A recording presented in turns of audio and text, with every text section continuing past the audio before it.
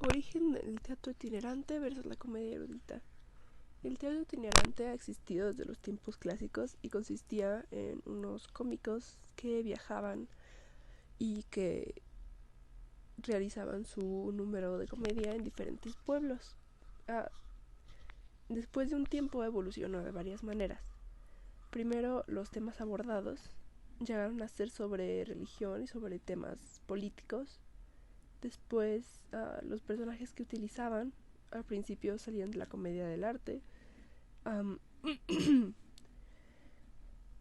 siguiendo diferentes características y papeles comunes. Luego, personalidades políticas del momento y muchos diferentes tipos de personajes. El número de actores en el grupo fue aumentando tanto que al principio como que uno iba caminando afuera de su medio de transporte hasta que varios terminaban caminando por afuera, además de que dio lugar a diferentes múltiples combinaciones y nombres correspondientes para sus números de comedia. Y la comedia erudita se basaba en escritos antiguos romanos o italianos que tenían un estilo de lenguaje muy elevado para el público general, entonces solo se representaban la realeza o a niveles sociales muy altos. Situaciones comunes. Máscaras. Son usadas para cubrir la cara de los actores en las obras de teatro u otras actuaciones, a menudo estilizadas con características muy exageradas y de estándar en la representación de emociones o de personajes comunes. Dos máscaras, feliz y triste. Reflejan que una persona se puede poner cualquiera de las dos máscaras, la sonriente, emocionada o la deprimida. Tú escoges pues ya dependiendo del personaje que se interpreta. También en la vida real se puede simbolizar como afrontar la vida. También te puedes poner una máscara para disimular o para ocultar tus emociones, sobre todo con las tristes y depresivas, las que se cuestan más expresar. El valor de la máscara teatral es el de poner énfasis en su recurso de comunicación no verbal más importante y que construye un lenguaje universal y transversal a cualquier cultura. Este recurso pues es el gesto corporal. La improvisación. La improvisación teatral es una disciplina escénica cuyo objetivo fundamental es pues contar una historia creada pues en el momento justo en el que se están produciendo y en el que se están mostrando pues al público. Humor satírico expresa indignación hacia alguien o algo con propósito moralizador, lúdico o meramente burlesco, un deber ser. Los abusos o las deficiencias se ponen de manifiesto por de la ridiculización, la farsa, la ironía y otros métodos ideados, todos ellos para lograr una mejora de la sociedad. Mordaz. El término de mordaz es un adjetivo que señala a las personas que critica de forma cruel y pues de mala intención. Por otro lado, el término mordaz alude a aquel individuo corrosivo, cáustico, agresivo, sarcástico, es decir, se distingue por el uso de la burla o ironía que ofende o hiere a la persona que va dirigida los comentarios. Y burla. Una burla es un comentario o un gesto que tiene la finalidad de ridiculizar a una persona, un objeto o pues, una situación, de acuerdo al contexto. Y a la región geográfica puede considerarse la burla como sinónimo de broma, chiste, chanza o cargada. Los personajes de la comedia pueden ser complicados o simples. Siempre tendrán el enfoque en personajes erráticos o irónicos de manera particular. A pesar de que también existen cómicos serios que hablan o buscan chistes, los personajes de la comedia no poseen límites. Pueden ser mujeres, hombres y niños, pero últimamente se ha incluido bastante los personajes LGBT en este género, lo que quiere decir que es una caracterización que se desprende de lo corriente y común.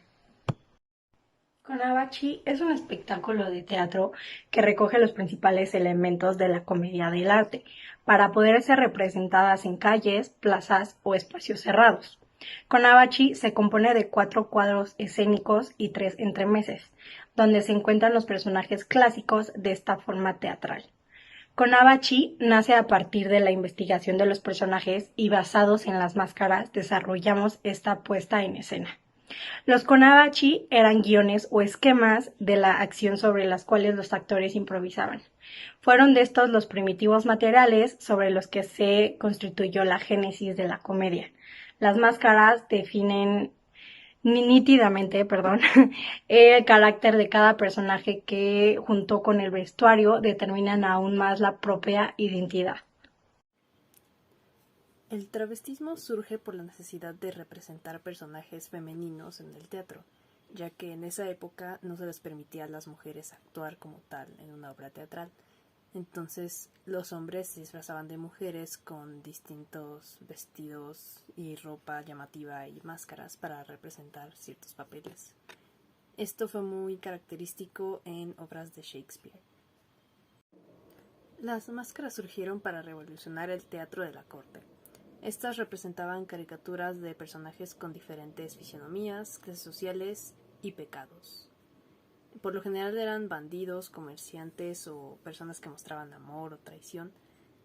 Y pues bueno, las más comunes que podemos encontrar son Sani y Lupo, que eran los criados de otros personajes, Pulcinella, que era una máscara que discute temas de política, Magnífico, que es como el grande, el poderoso y el avaro, es la máxima autoridad en sí, como de una casa o de un lugar. Doctor Pluscuamperfectus, que es un doctor que es amigo y enemigo al mismo tiempo. Capitano Spaventa, que es un guerrero que se encarga de alejar a los enemigos. Andrógino, que es una máscara femenina y masculina al mismo tiempo. Sirve para representar en sí situaciones sociales que tienen que converger a veces o que tienen situaciones vergonzosas o secretas. Y Sátiro Gran Cornudo, que servía para representar a personajes mitológicos. La caricatura, que también es conocida como una comedia de modales, es una forma ingeniosa de representar a la sociedad contemporánea con comedia y con sátira. En sí hay ciertos personajes que cumplen ciertos estándares sociales y pues los satirizan y hacen burlesca la situación que se quiera representar. Uno de los máximos exponentes de esto fue Molière en la sociedad francesa del siglo XVI. Casi siempre representaba contextos sociales de su época y las satirizaba de esta forma para que fueran burlesco y caricaturesco. Los personajes en la comedia del arte se dividen en 4 familias principales: los viejos, los criados, los enamorados y el capitano. En todas las historias, todos los personajes tienen que terminar de la misma forma de como empezaron, excepto los enamorados, que consiguen un objetivo final. Los viejos representan el poder y la autoridad. Por lo general son los padres de los enamorados. En sí hay 3 personajes. Son Pantalone, que es un comerciante tacaño, que se cree joven. Dottore, que es un sabio estudioso, que también es amante de la comida y de la cocina. Y Strega, que es una curandera que domina las hierbas y la adivinación y el amor. Los criados son quienes están al servicio de los viejos y de los enamorados. Brigham, que es un cocinero listo y astuto. Archelino, que es un criado un poco torpe. Colombina, que es una criada divertida y juguetona. Pulcinella, que es alguien sarcástico y descreído. Y Sani, que es un criado que tiene demasiada hambre siempre.